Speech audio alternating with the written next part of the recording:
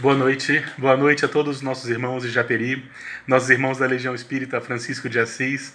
É com muita alegria que nós temos essa oportunidade, nesse dia tão especial, a última quarta-feira do ano de 2020. Pedimos a Jesus que esteja conosco, pedimos a Jesus que possa guiar nossos passos, guiar nossos pensamentos e nos auxiliar nas nossas mudanças de atitude. Pedimos a Jesus que abençoe nossos lares, iluminando nossos sentimentos, nossos pensamentos, para que nós possamos modificarmos-nos. É esse o principal objetivo. É esse o motivo de estarmos reunidos nesse momento tão importante. Nessa data tão importante, nós sabemos que amanhã, então, se encerra um ciclo. Curiosamente, para muitos de nós, é apenas um dia como qualquer outro, porque nós entendemos, por exemplo, que esses ciclos todos são construções humanas. O que nós entendemos por ano ou por dia? Nós entendemos que o ano é o tempo que o nosso planeta demora para dar um giro em torno do Sol. E isso modificaria, por exemplo, se nós estivéssemos alguns quilômetros mais distante do Sol ou alguns quilômetros mais perto. O nosso conceito de ano e de dia, por exemplo, ele seria completamente diferente. O que nós chamamos de dia, na verdade, é o tempo que o nosso planeta dá uma volta em torno de si mesmo. E isso naturalmente variaria também de acordo com o diâmetro do nosso planeta. Então são construções humanas, são necessidades nossas de organizarmos a natureza, de organizarmos o tempo, de termos marcos que vão definir então ciclos, não é isso? São todas construções nossas. A verdade é que nessa sexta-feira de manhã, dia 1º de janeiro, o dia vai amanhecer muito semelhante ao dia anterior, ao dia 31 de dezembro. Mas nós instituímos que essa virada exatamente é um momento de muita importância para todos nós, porque nós temos a tendência de criar marcos. Então, a partir desse momento, vai se iniciar um novo ano, um ano novo, um ano que vai deixar para trás tudo aquilo que nós vivemos de negativo, todas as nossas frustrações, todos os nossos desânimos. Então, nós começaremos um novo período para todos nós. E muitos de nós utilizamos isso de forma muito importante em nossas vidas, fazendo, por exemplo, as chamadas resoluções de Ano Novo. As resoluções de Ano Novo são aquilo que nós necessitamos, são aquelas mudanças que nós temos que fazer, mas nós procrastinamos, mas nós empurramos com a barriga, como nós falamos no jargão popular. São aquelas modificações que nós tendemos a deixar para depois. Então nós criamos um marco, será feito agora. Então são as chamadas resoluções de Ano Novo. Eu mesmo tenho que confessar, já que estamos entre irmãos, exatamente como o apóstolo Paulo recomendava que nós fizéssemos, que nós confessássemos nossas fraquezas uns aos outros. Então eu aproveito para relembrar que há muitos anos atrás, foi exatamente numa resolução de Ano Novo, que eu larguei o tabagismo, eu que já fui fumante. Embora tenha conhecido a doutrina espírita na mais tenra idade, eu já fui tabagista durante muito tempo. E foi exatamente numa dessas resoluções de Ano Novo que eu consegui vencer esse vício. Mantenho alguns outros ainda, mas esse que é tão prejudicial à saúde, nós conseguimos vencer graças a uma dessas resoluções. Então aproveitemos essa oportunidade, mas creiamos que o ano só será novo. O dia só será diferente, o período só será realmente um período novo se nós formos diferentes. Porque, sinceramente, o mundo será o mesmo. O mundo será o mesmo, são construções humanas, o dia vai se iniciar como muitos outros. A única diferença é que nossos calendários vão marcar agora um novo número. Nós estaremos no ano de 2021, mas, na verdade, se nós queremos um ano de 2021 melhor, quem tem que fazê-lo melhor somos nós. E certamente ele será um ano muito especial. Nós estamos aí num momento histórico muito importante para grandes reflexões. É curioso porque se nós nos encontrássemos no ano de 2019, no começo de 2020, um dos grandes problemas que nós costumávamos citar para que nós não fizéssemos aquilo que nós deveríamos fazer, nós acusávamos o tempo. Nós sabemos, por exemplo, que nós todos temos a necessidade de lermos, por exemplo. Existe um grande enriquecimento através da leitura e nós não fazíamos, sempre colocando a culpa no tempo. Nós sempre colocávamos a culpa no tempo para nós fazermos determinadas coisas, importantes para todos nós, naturalmente, mas o tempo era o grande vilão.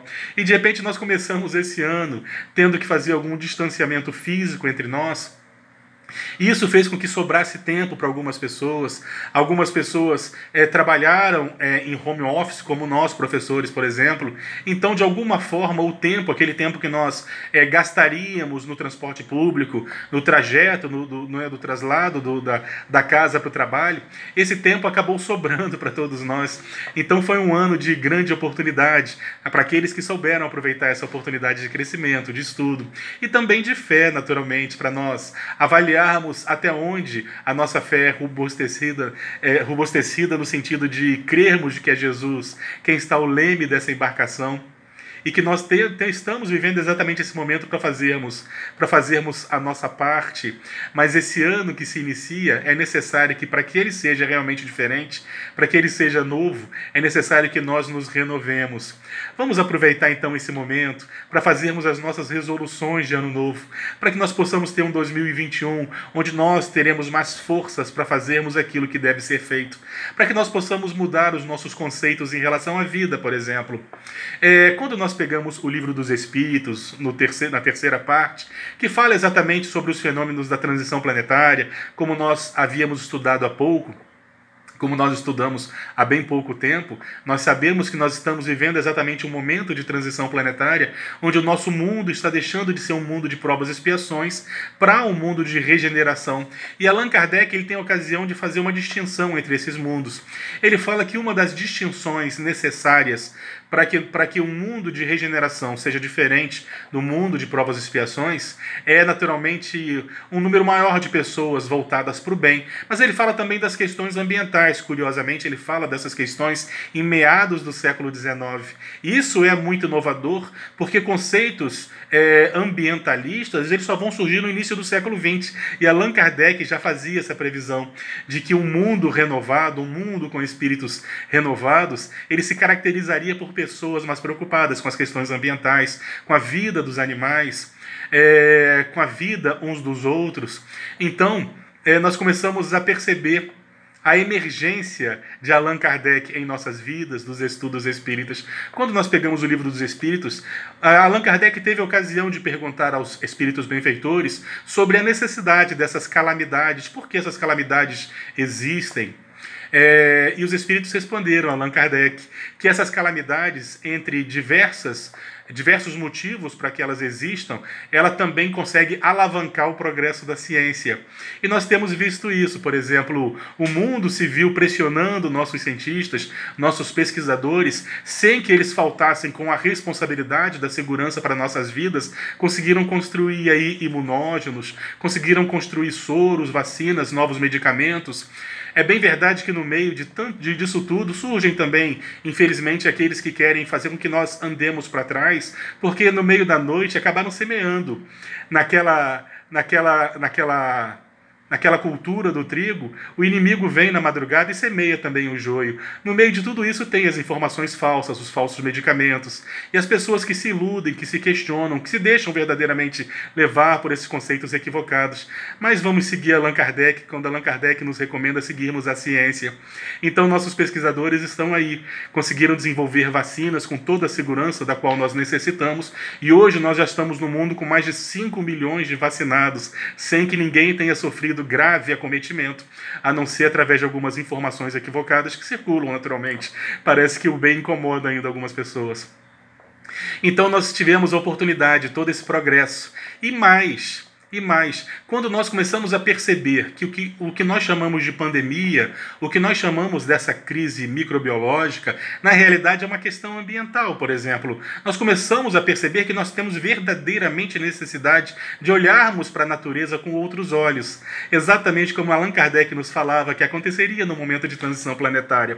E por que eu falo que é uma questão ambiental? Eu falo que é uma questão ambiental porque esse vírus ele só existe porque o homem ele acabou se relacionando de forma equivocada, de forma negativa, de forma promíscua com a natureza. Nós sabemos, através de estudos filogenéticos, que foram feitos rapidamente.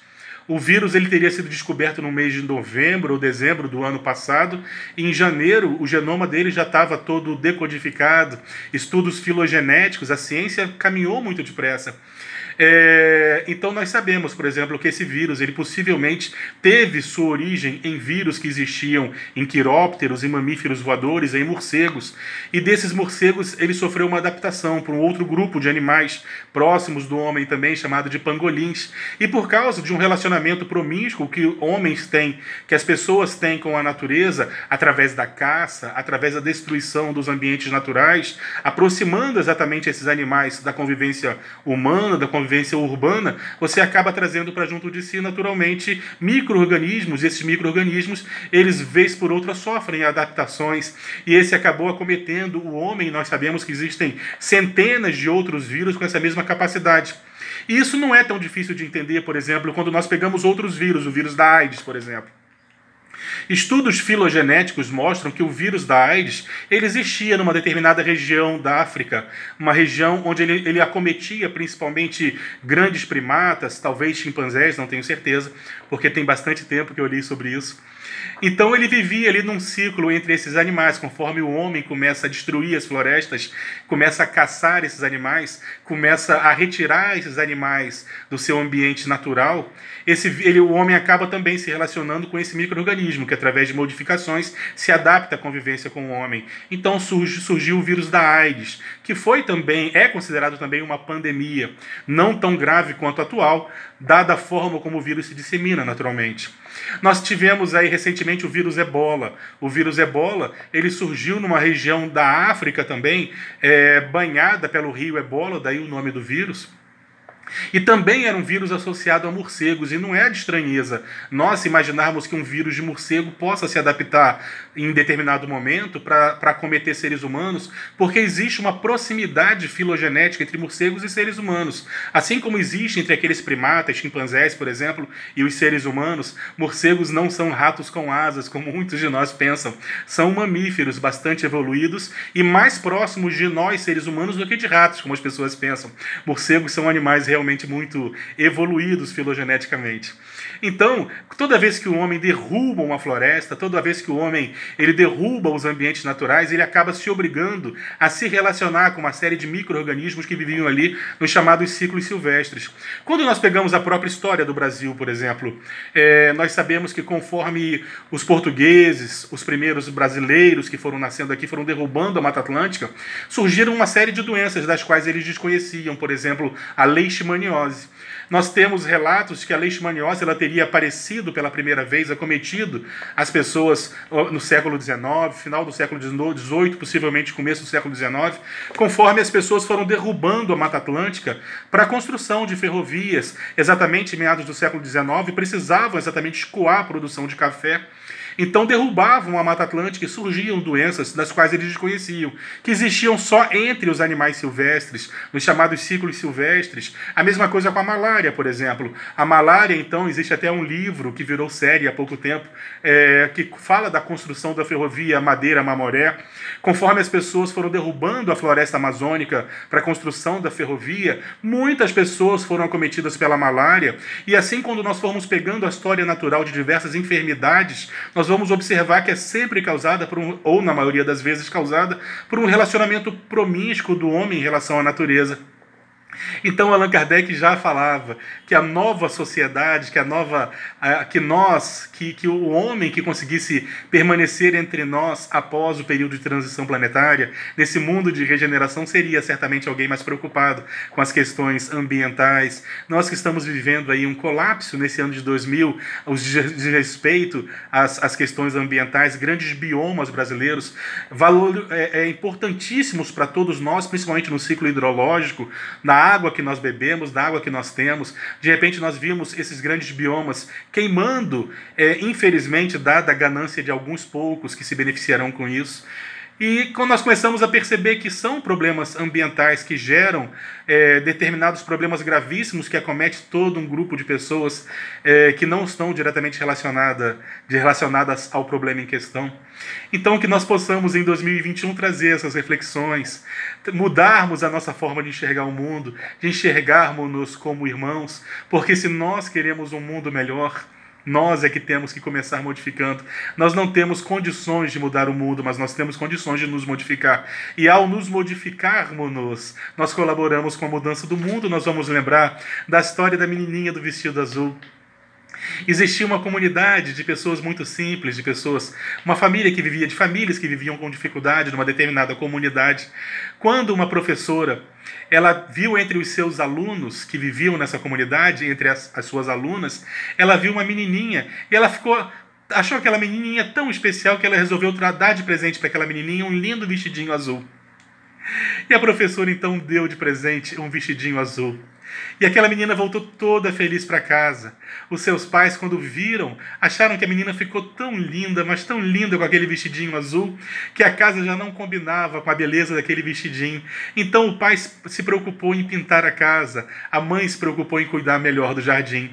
Os vizinhos, quando observaram que as casas no entorno daquela casa tão bonita, que as casas estavam se destacando exatamente pela falta de capricho, começaram a se preocupar, porque não era justo ter uma casa tão bonita ao lado de casas que poderiam ser melhoradas, com um pouco mais de capricho nos seus jardins, nos seus quintais. Então, de repente, os vizinhos todos começaram, inconscientemente, naturalmente, não foi algo que fizeram um acordo entre si, eles começaram a se modificar. A modificar as suas casas, se preocupando com o jardim, se preocupando com a pintura da casa, se preocupando com um sorriso no rosto, enfim. E aquilo foi se alastrando quando de repente todo o bairro já estava acometido e de repente o bairro vizinho e mais outro, porque o bem também contagia, as coisas positivas também contagiam. Quem conta essa história pra gente, que naturalmente eu estraguei bastante, é Gandhi. Gandhi nos fala sobre a menina do vestidinho azul, o quanto que quando nós semeamos coisas boas, elas também se multiplicam. É que nós estamos acostumados a vermos as ideias equivocadas se multiplicarem. Nós estamos acostumados a ver as ideias odiosas se multiplicarem. Nós estamos acostumados a ver a falta de empatia se multiplicando. Mas as coisas boas se multiplicam também, depende de nós. Vamos semear coisas boas, que as nossas árvores possam verdadeiramente dar bons frutos. Dar bons frutos é muito mais importante, nós vamos lembrar de Jesus. Num determinado momento, os discípulos de João o Batista procuram Jesus e perguntam mais uma vez se era ele o Messias que eles tanto aguardavam. Jesus, naturalmente, que não respondeu dizendo que era ele, porque ele não ia ficar dizendo sou eu sim, eu sou o Messias. Ele então recomenda aos discípulos de João o Batista que observem as suas obras. E nós vamos conhecer aquele dito maravilhoso de Jesus em que ele nos ensina que nós conhecemos uma árvore pelos seus frutos. Ninguém tem condições de dizer se uma árvore é boa ou ruim sem provarmos os seus frutos. A mesma coisa em relação à doutrina espírita. A mesma coisa em relação a todos nós, que nós possamos oferecer os nossos melhores frutos, para que de alguma forma nós possamos influenciar nessa transformação do mundo que todos nós ambicionamos, que todos nós almejamos. Estamos vivendo momentos muito delicados em que as pessoas estão verdadeiramente sofrendo. E as estatísticas, os dados econômicos do nosso país mostram que aumento de violência que está diretamente relacionado a problemas como desemprego. Nós temos tudo isso à nossa volta e basta uma caminhada em qualquer centro urbano que se observa essa realidade. Todos nós, em algum momento, seremos convocados para que nós possamos colaborar com um mundo melhor, em termos de solidariedade, em termos de fraternidade, que nós possamos corresponder às expectativas de Jesus por todos nós. Ele que nos garantiu que nenhum de nós ficaríamos para trás, que nenhuma de suas ovelhas se perderia. Façamos a nossa parte para merecer isso tudo, para merecê-lo como luz do mundo em nossas vidas. Vamos fazer a nossa parte, na certeza de que essa vida é simplesmente uma passagem, que a verdadeira vida nos aguarda além dessa vida. E esse conhecimento nos faculta o entendimento de que nós não levamos nada daqui e por isso mesmo nós temos que nos preocupar. Nós temos que nos preocupar com aqueles que estão à nossa volta e que às vezes nós temos condições de auxiliar com um pouco daquilo que nós temos. É muito comum nós fazermos uma confusão, filosoficamente falando, sobre vida e sobre uma vida. Quando nós falamos da nossa encarnação, a gente está falando de uma vida e não da vida necessariamente, porque a vida é algo que se prolonga, que vai além dessa vida. Então não podemos permitir essa confusão. Uma vida é diferente de vida, vida é algo muito amplo. A vida é algo muito ampla. A vida é algo que não cessa com a morte, da mesma forma que não se inicia numa sepultura. Desculpa, que não se inicia na maternidade, não se encerra numa sepultura. A vida prossegue além dessa vida e somos muito gratos pelo entendimento dessa verdade que nos foi facultada graças à doutrina espírita. A vida continua.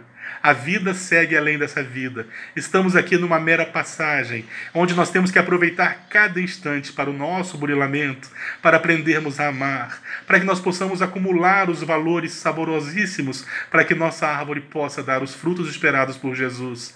Ah, meus irmãos, é uma grande oportunidade que se inicia no dia 1º de janeiro, uma oportunidade que todos nós devemos semear.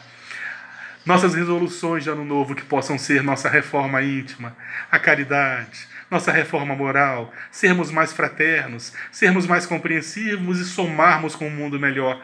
Vamos auxiliar, vamos irmanarmos-nos todos na luta para que esse mundo possa ser melhor, principalmente através dos nossos exemplos. É muito mais importante do que aquilo que nós falamos, é aquilo que nós fazemos. Meus irmãos, que a paz de Jesus permaneça entre nós e que 2021 seja um ano especial para todo mundo, sem exceção. Que nós possamos começar renovados em esperança, na certeza de que Jesus conta conosco e nós teremos um ano de acordo com aquilo que nós fizermos desse ano. Que a paz de Jesus fique entre nós e feliz 2020 para todos.